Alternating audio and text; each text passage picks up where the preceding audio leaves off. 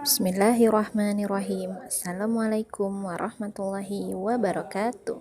Semoga Ananda semua dalam keadaan sehat walafiat. Yuk kita awali materi kita pada hari ini dengan sama-sama melafazkan basmalah. Bismillahirrahmanirrahim.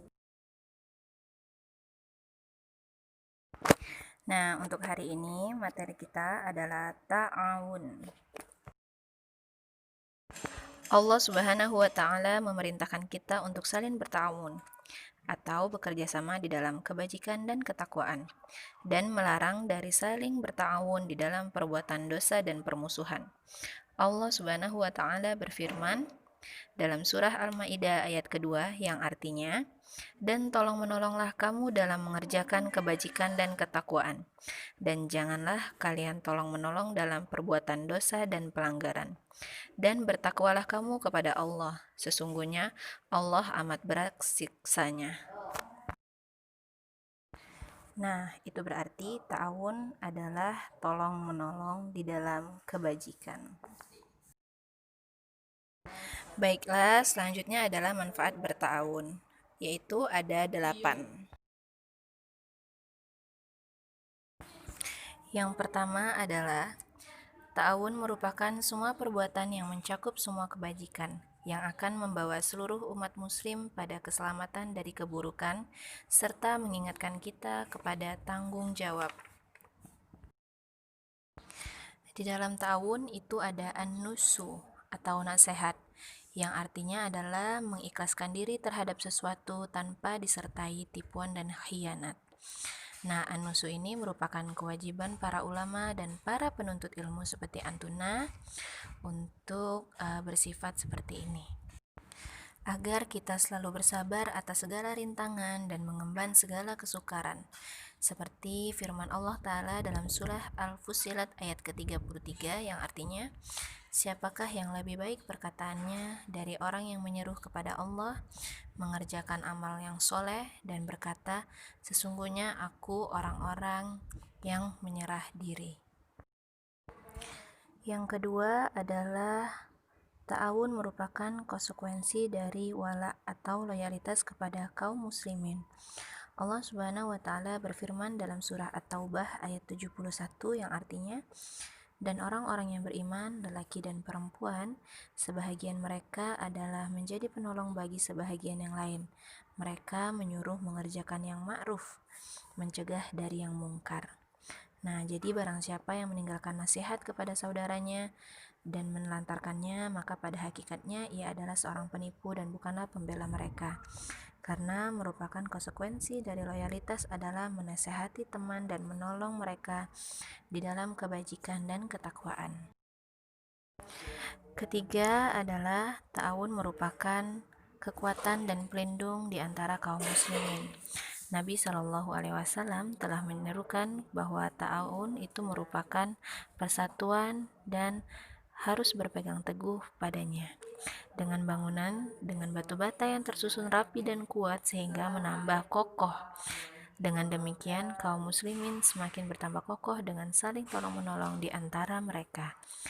Sebagaimana sabda Rasulullah Shallallahu Alaihi Wasallam yaitu, seorang mukmin dengan mukmin lainnya bagikan satu bangunan yang sebagian menguatkan bagian yang lainnya.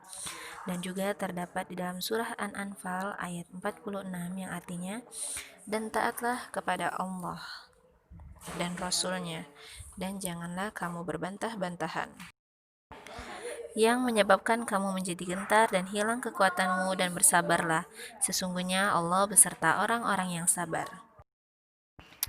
Keempat yaitu adalah ta'awun dan ijtihad atau persatuan.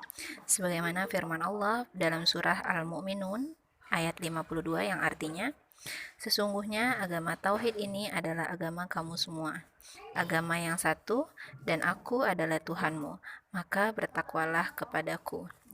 Ta'awun dan persatuan selayaknya ditegakkan di atas kebajikan dan ketakwaan. Jika tidak, akan menghantarkan pada kelemahan yang parah. Berkuasanya para musuh Islam, terhempasnya tanah air, terinjaknya kehormatan, dan terenggutnya tanah Muqaddas.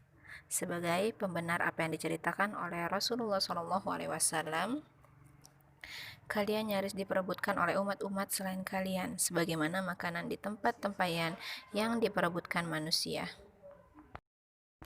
Pada intinya, seorang muslim haruslah memiliki solidaritas dengan saudaranya, turut merasakan kesusahannya, tolong-menolong di dalam kebajikan, ketakwaan, agar umat Islam menjadi satu tubuh yang hidup. Selanjutnya, yang kelima adalah tawasi, di mana manfaat dari tawazun ini adalah kita mampu saling berwasiat di dalam kebenaran dan kesabaran, yang merupakan suatu sebab keselamatan kita semua dari kerugian.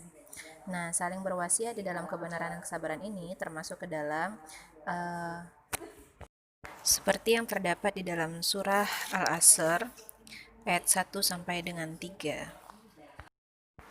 Nah, fungsi tahun yang keenam adalah menghilangkan dari kesusahan kaum muslimin, menutup aib, mempermudah urusan, menolong umat muslim dari orang-orang yang berbuat aniaya, mengajari orang yang bodoh, mengingatkan orang yang lalai, mengarahkan orang yang tersesat, menghibur orang yang berduka cita, membantu orang yang terkena musibah, menyokong jihad dan dakwah, menyertai mereka dalam sholat Jumat, sholat jamaah, dan sholat id, lalu juga mengunjungi orang yang sakit, memenuhi undangan, mengantarkan jenazah, mendoakan orang yang bersin, dan menolong mereka dalam segala hal yang baik. Ketujuh yaitu manfaatnya adalah Allah juga telah mencela tafarruq atau perpecahan, karena perpecahan akan menghilangkan ta'awun dan kerjasama, pertautan hati, kecintaan, dan menghantarkan kepada perselisihan, kesedihan, dan kebencian. Allah Subhanahu wa taala berfirman dalam surah Ar-Rum ayat 31 sampai dengan 32, yang artinya, dan janganlah kamu termasuk orang-orang yang mempersekutukan Allah, yaitu orang-orang yang memecah belah agama mereka, dan mereka menjadi beberapa golongan-golongan. Tiap-tiap golongan lalu merasa bangga dengan apa yang ada pada golongan mereka. Nah, jadi intinya kita tidak boleh menjadikan suatu perpecahan di dalam muka bumi ini.